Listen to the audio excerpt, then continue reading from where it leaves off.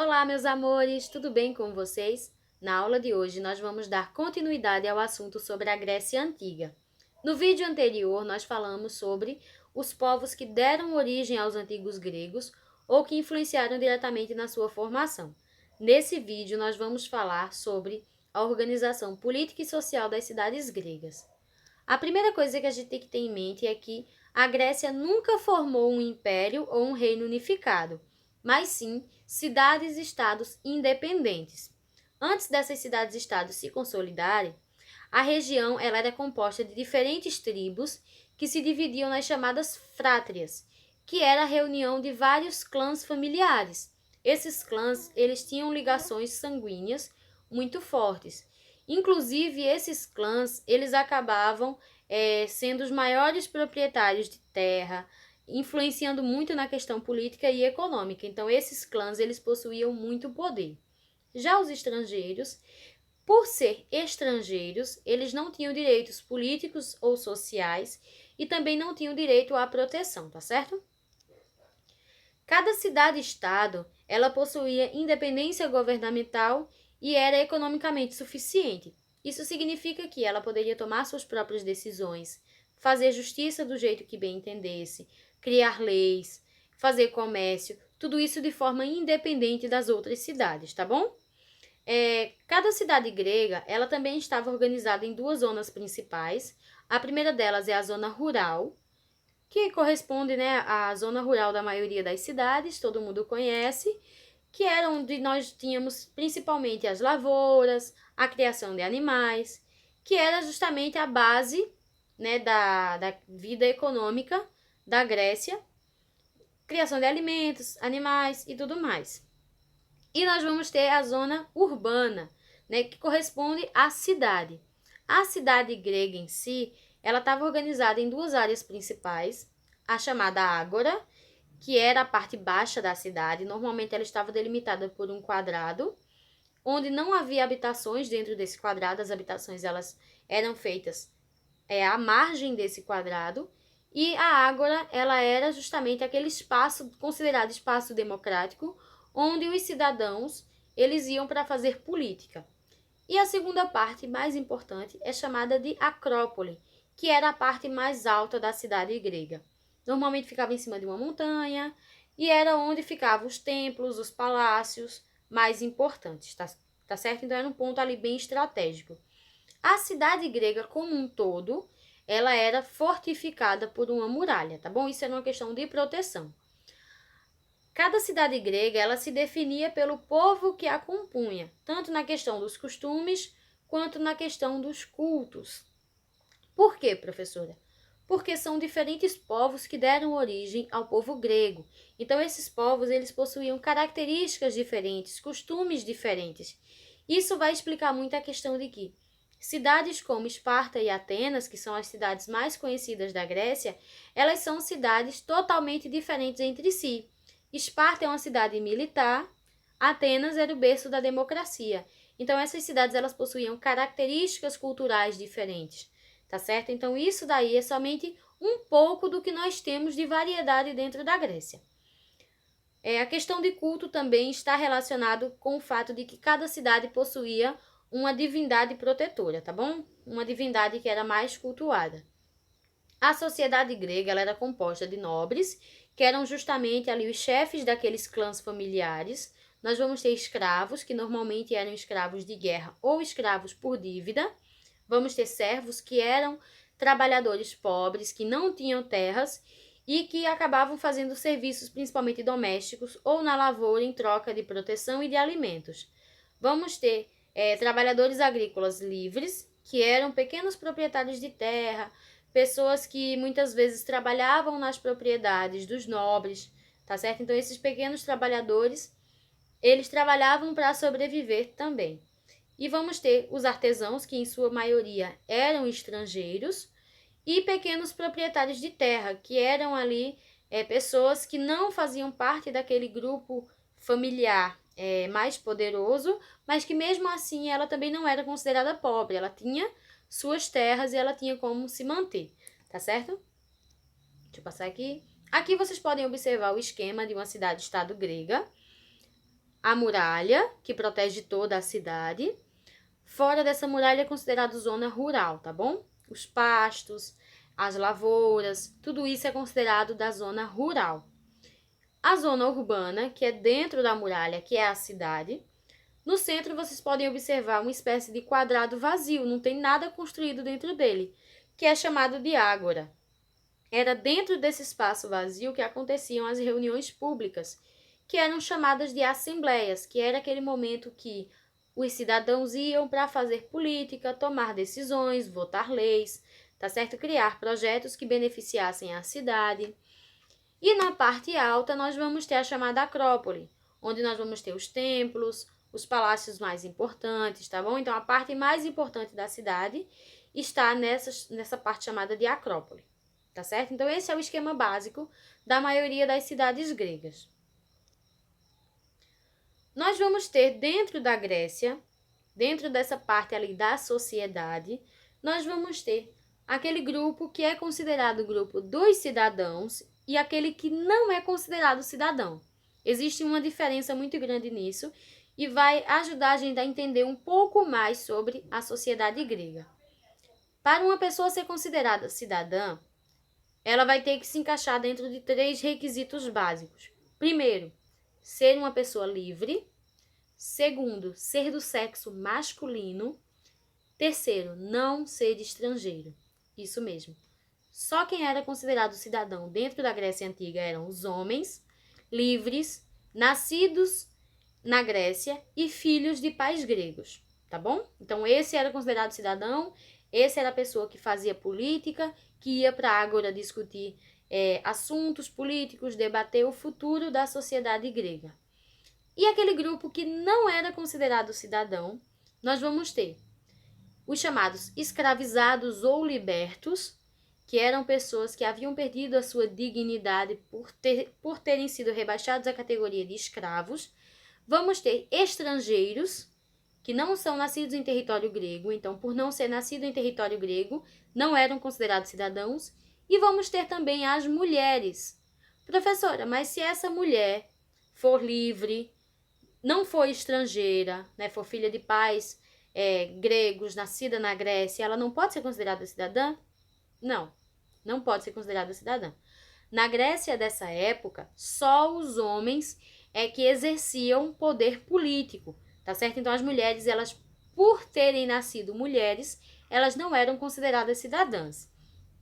A sociedade grega é uma sociedade considerada patriarcal, ou seja, o homem possuía muito mais relevância e importância dentro da sociedade do que as mulheres, tá bom? Então, esses 3 grupos não eram considerados cidadãos: escravizados ou libertos, estrangeiros e mulheres, tá bom? Então, eles não tinham o direito de participar das assembleias que aconteciam na Ágora. A política era praticada na Ágora, né, aquela parte que eu falei para vocês, aquele quadradinho, onde aconteciam as assembleias, que eram as reuniões públicas, onde os homens, os cidadãos, eles iam, né, discutir assuntos políticos, votar leis e tudo mais. Vamos ter também a questão do desenvolvimento econômico da Grécia, que vai ser um desenvolvimento bem diversificado, com destaque para o comércio marítimo, né, por ser uma região costeira. Então, essa questão do comércio marítimo vai fazer ali muita diferença na sociedade grega, tá bom? Inclusive porque os povos que deram origem aos antigos gregos eram povos que já praticavam o comércio marítimo.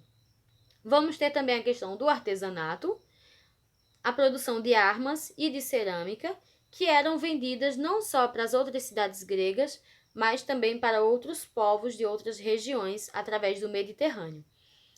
E nós vamos ter também a questão do uso de moedas. Cada cidade cunhava suas próprias moedas, tá certo? Essas moedas normalmente eram de ouro ou de prata e cada uma delas possuía um determinado valor, tá certo? Então, essa questão de cidades diferentes fazerem suas próprias moedas acabava gerando essa questão da diferença de valores entre cada uma das moedas.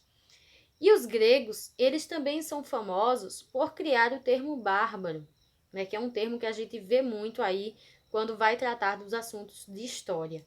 Por que bárbaro, professora? Para os gregos, toda pessoa que não falava a língua grega era considerada bárbara. Eles vão dar o nome de bárbaros inicialmente para os persas, que era um povo que possuía uma linguagem mais gutural, que era um idioma que ele vinha mais da garganta. Então, para os gregos, esse som que vinha da garganta ficava uma coisa meio que ficava algo que eles não entendiam. Então, eles acabaram dando esse nome de bárbaro, ou seja, aquele que não fala a minha língua, aquele que não fala grego, tá bom? Depois, mais ali, com o passar do tempo, o termo bárbaro, ele vai começar a ser utilizado por outros povos europeus para diferenciar questões de classe social, questão de desenvolvimento urbano e tudo mais. Inclusive, os portugueses vão utilizar esse termo depois para se referir aos nativos brasileiros. Vão chamar os nativos brasileiros de bárbaros, né, de não civilizados e tudo mais. Mas o termo bárbaro em si, ele não faz essa diferença social de quem é desenvolvido e de quem não era desenvolvido, mas sim essa questão de idioma. Se você não fala grego, você era naturalmente um bárbaro, independente de você ser do Império Persa, independente de você ser egípcio, independente de você ser de onde fosse. Se eu não entendesse o seu idioma, você era considerado bárbaro, tá bom? Então, o bárbaro aqui era essa questão de idioma. Deixa eu passar aqui o slide. Os gregos, eles também eram considerados politeístas, ou seja, eles acreditavam na existência de vários deuses, e para eles essas divindades povoavam todo o mundo e interferiam diretamente no dia a dia dessas pessoas. Essas divindades, elas possuíam aspectos físicos semelhantes aos seres humanos, apresentando qualidades e defeitos, além de serem imortais e detentores de muito poder.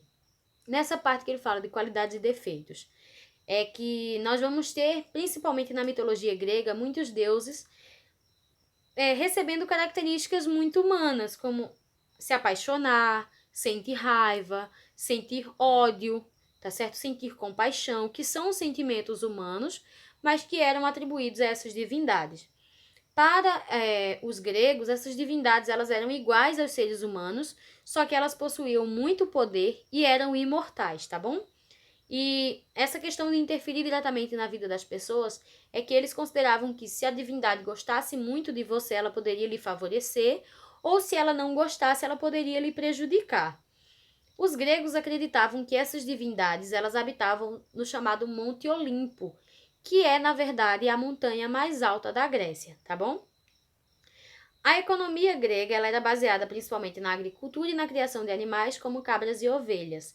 Esses animais de pequeno porte foram criados nessa região principalmente porque era uma região mais costeira, com pastos mais pobres. Então, para se criar um rebanho de animais de grande porte, ficava bem mais difícil. Então, cabras e ovelhas são os animais que mais se desenvolveram e se adaptaram na região. As terras e os rebanhos, eles pertenciam aos chefes dos clãs, que eram justamente as pessoas que faziam a política e possuíam muito poder econômico. Esses chefes dos clãs, eles diziam descender diretamente dos grandes heróis gregos, né? Aqueles heróis lendários, como Ulisses e muitos outros. Então, por dizer que eram descendentes dessas divindades, eles acabavam ali sendo detentores de muito poder político e econômico. E esses líderes dos clãs, eles também formavam um conselho soberano para administrar a justiça. Ou seja, além de serem um grupo mais poderoso, economicamente e politicamente, eram eles que acabavam fazendo a justiça dentro das cidades e estados. A esse regime é dado o nome de regime aristocrático ou oligarquia. Aristocrático vem justamente dessa questão de serem os líderes, né, de serem as pessoas que mandavam, e oligárquico vem do fato de ser um pequeno grupo, tá certo? Então essa aristocracia ela acabava influenciando muito a vida dos antigos gregos, eram eles que tomavam as decisões. Só que nós vamos ter modelos administrativos bem diferentes. Como eu disse a vocês, as cidades gregas elas se desenvolveram de formas diferentes, porque a sua origem acabou sendo através de povos diferentes. Então, nós vamos ter cidades que vão possuir mais um caráter aristocrático, né, esse caráter oligárquico, mas nós também vamos ter cidades que vão se desenvolver num caráter mais democrático, né? O exemplo maior que eu posso dar a vocês é justamente de Atenas e Esparta. Atenas é caracterizada como sendo o berço da democracia. Já Esparta é caracterizado como sendo uma oligarquia, um governo aristocrático, onde as pessoas mais ricas, os chefes dos clãs, é que tinham todo o poder. Já em Atenas, desculpa, isso não acontecia. Em Atenas, o poder estava nas mãos dos cidadãos e nós vamos ter a formação de conselhos, nós vamos ter a formação de várias camadas democráticas, né? Os grupos mais velhos, nós vamos ter os centuriatas e vários outros grupos dentro da cidade de Atenas que vão se encarregar dessa questão da política, tá bom? Mas sempre lembrando que em Atenas a política estava nas mãos dos cidadãos, independente de ser pobre ou rico, mas se ele se encaixasse dentro daquela categoria de homem, livre, nascido em Atenas, filho de pais atenienses, então ele era automaticamente considerado um cidadão e ele poderia fazer parte, né, das assembleias que aconteciam na Ágora, tá bom? Lembrando que Esparta era um modelo completamente diferente. Nós vamos nos aprofundar mais nessas duas cidades na nossa próxima aula, tá bom? Fiquem com Deus, um forte abraço. Aqui eu estou pulando um pouquinho, mas aqui é o modelo justamente de onde surgiu Esparta em amarelo e de onde surgiu Atenas, tá bom? Duas cidades de organizações completamente diferentes, que nós vamos nos aprofundar na próxima aula. Fiquem com Deus, um forte abraço. Qualquer coisa é só falar comigo pelo WhatsApp, tá bom? Beijo!